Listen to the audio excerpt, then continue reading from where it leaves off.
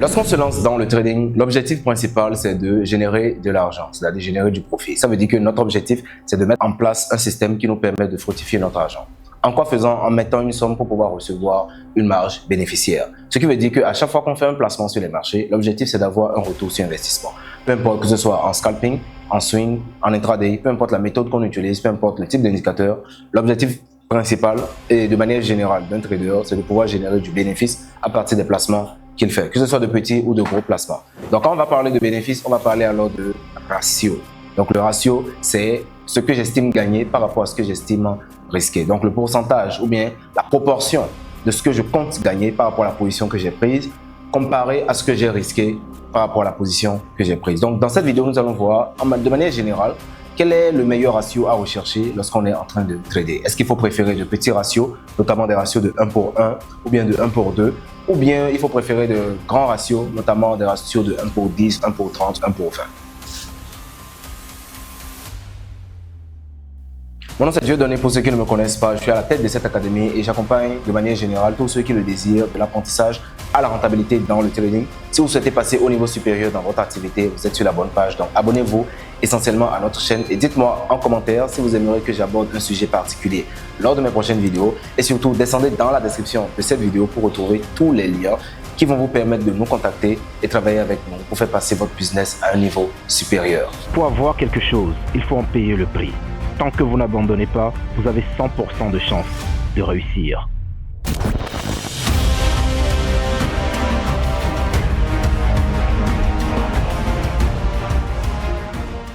Alors aujourd'hui, nous allons parler essentiellement des ratios. Et quand on parle de ratio en trading, c'est un terme qui est très simple. Ce qui veut dire que je risque une somme pour pouvoir gagner une autre. Donc si je risque 10 $ pour gagner 20 $, j'aurai un ratio. Donc quand je fais un placement sur les marchés, la valeur maximale de ma perte, c'est mon stop loss. C'est-à-dire la valeur maximale de mon stop loss, c'est ce que j'ai misé sur la position. Et par rapport à ce que j'ai misé sur une position, je vais chercher un ratio. Donc un multiple de ce que j'ai risqué. Et on parle généralement de ratio quand il s'agit d'une somme par rapport à une autre. C'est-à-dire, pour chaque dollar risqué, combien j'estime gagner. Si je risque 1 $ pour gagner 2 $, ça veut dire que j'ai un ratio de 1 pour 2. Si je risque 1 $ pour gagner 3 $, ça veut dire que j'ai un ratio de 1 pour 3 sur cette opportunité d'investissement. Et pour chaque dollar risqué, si j'estime gagner par exemple 5 $, pour chaque dollar risqué, ça veut dire que j'ai un ratio de 1 pour 5. Donc, ce qui veut dire qu'à chaque fois que je prends un trade, ce que je vais gagner par rapport à ce que je vais risquer, c'est ce qui estime, ou bien c'est ce qui me permet d'évaluer le ratio. Donc, certains traders vont préférer trader de petits ratios, d'autres traders vont préférer trader de gros ratios. Et il y a un gros débat qui tourne autour des ratios pour essayer de voir quel est le meilleur ratio à rechercher lorsqu'on essaye de pouvoir trader. Alors, je vais prendre un exemple terre à terre sur l'un des graphiques. Je vais prendre un graphique au hasard. Donc, je prends TradingView, l'implémentation pour dérive que vous pouvez d'ailleurs trouver sur Internet. Et je prends l'active volatilité 25. Donc, ça veut dire que si je prends des positions short, si je prends par exemple une position à la vente que je place ici, donc si je prends une position à la vente que je place ici et j'avais mis mon stop loss là, si je prends la même somme, c'est-à-dire si ce que je gagne sur la position est équivalente à ce que j'ai risqué sur la position, ça veut dire que j'ai à peu près un ratio de 1 pour 1. Donc, si ce que je gagne est équivalent à ce que je perds, donc pour chaque dollar risqué, si c'est 1 $ que je gagne, ça veut dire que le ratio était de 1 pour 1. Donc, ça veut dire que si cette position, j'ai risqué 10 $, je vais gagner 10 $. Si je risque 20 $, c'est pour gagner 20 $. Si je risque 1000 $, c'est pour gagner 1000 $. Alors, pour chaque dollar risqué, si par exemple, j'estime gagner 2 $, là, donc là, on est à un ratio de 1 pour 2. Ça veut dire que ce que j'estime gagner vaut le double de ce que j'ai risqué. Donc, si je risque 10 $ sur la position, c'est pour gagner 20 $. Si je risque 200 $, c'est pour gagner 400 $. Si je risque 1000 $, c'est pour gagner 2000 $. Ainsi de suite. Alors, si on part à un ratio de 1 pour 5, si le ratio est de 1 pour 5, ça veut dire que ce que je risque vaut à peu près, ou bien ce que je gagne vaut 5 fois ce que j'ai risqué. Donc, pour chaque dollar risqué, j'estime gagner 5 $. Donc, ce qui veut dire qu'à ce niveau, ce que nous avons, c'est si par exemple j'ai risqué 10 $ sur la position, c'est pour gagner 50 $. Si par exemple j'ai risqué 20 $ sur la position, c'est pour gagner 100 $, etc. Donc si je risque 1000 $ sur la position, c'est pour gagner 5000 $. Donc souvent quand vous tradez, la question à se poser, ce n'est pas combien la personne gagne ou bien combien vous gagnez, mais le plus important c'est combien vous risquez. Si je risque par exemple sur cette position, si je risque à peu près, disons pour ce stop loss, si je risque 1000 $, et que mon bénéfice, d'accord, est de, disons, la moitié de ce que j'ai risqué, d'accord, ça veut dire que je vais gagner certes $500, mais j'aurais risqué $1000 pour gagner $500, ce qui n'est pas réellement avantageux. Par contre, quelqu'un qui risque, disons, $100 et qui empoche $500 est nettement plus rentable que quelqu'un qui risque $1000 pour gagner $500. Donc, ce qui veut dire que le ratio peut être positif, comme le ratio peut être égal, comme le ratio peut être négatif. Un ratio positif, ça veut dire que ce que vous gagnez dépasse ce que vous risquez. Un ratio neutre, ça veut dire que ce que vous gagnez est approximativement la même chose que ce que vous risquez. Vous risquez $10 pour gagner $10. Vous risquez $100 pour gagner $100. Et un ratio négatif, ça veut juste dire que ce que vous risquez dépasse ce que vous gagnez. Donc, je vois souvent des traders qui vont sur une position risquée $100 et finalement vont se retrouver avec un bénéfice de $50. D'autres personnes qui vont risquer $5000 sur une position, donc la taille de leur stop loss est $5000, pour finalement encaisser un bénéfice de $2000. Donc, ce qui veut dire que le ratio, il est négatif. Donc, quel est le meilleur ratio à rechercher lorsque vous tradez? Le premier conseil que je peux vous donner, c'est de toujours chercher un ratio positif. Le ratio doit toujours être positif. C'est la meilleure des choses parce que peu importe votre stratégie, peu importe votre système de travail, peu importe la manière dont vous manœuvrez sur les marchés, vous ne pourrez jamais gagner tous vos trades. Et l'objectif d'un trader rentable, c'est de faire en sorte que les trades gagnants puissent dépasser les trades perdants. C'est-à-dire la quantité de gains additionnée à la quantité de pertes puisse être positive. Et cela n'est possible que si vous recherchez des ratios positifs. Vous pouvez avoir la meilleure stratégie, les meilleurs indicateurs, les meilleurs points d'entrée. Mais si vous avez un ratio négatif, vous ne pouvez pas être rentable. Ce qui veut dire que je dois exclure toute condition où ce que je risque sur une position dépasse ce que je peux potentiellement gagner sur une position. Donc, ce que je vais faire, c'est à chaque fois que je prends une position, je dois d'abord m'assurer que ce que j'estime gagner sur cette position soit positif, c'est-à-dire dépasse ce que j'ai risqué sur la position.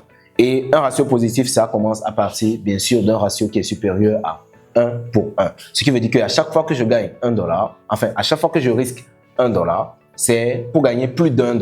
Donc, je peux gagner $1,5, $2, $3, $4 pour chaque dollar risqué. Donc, ce qui veut dire que dès le moment où vous avez d'abord un ratio positif, vous êtes déjà du côté positif de la balance. Le reste maintenant, c'est plein d'autres paramètres qu'il va falloir ajuster pour que la balance reste positive. Donc, premier conseil, cherchez toujours un ratio positif. Ça ne sert à rien de trader selon des ratios négatifs. Deuxième des choses, si vous cherchez des ratios qui sont trop grands, vous allez comprendre que vous allez avoir affaire à beaucoup moins de probabilités. Je m'explique. Quelqu'un qui sur un trade, par exemple, cherche un ratio de 1 pour 2. Je vais prendre un exemple terre à terre par rapport à cette position d'achat.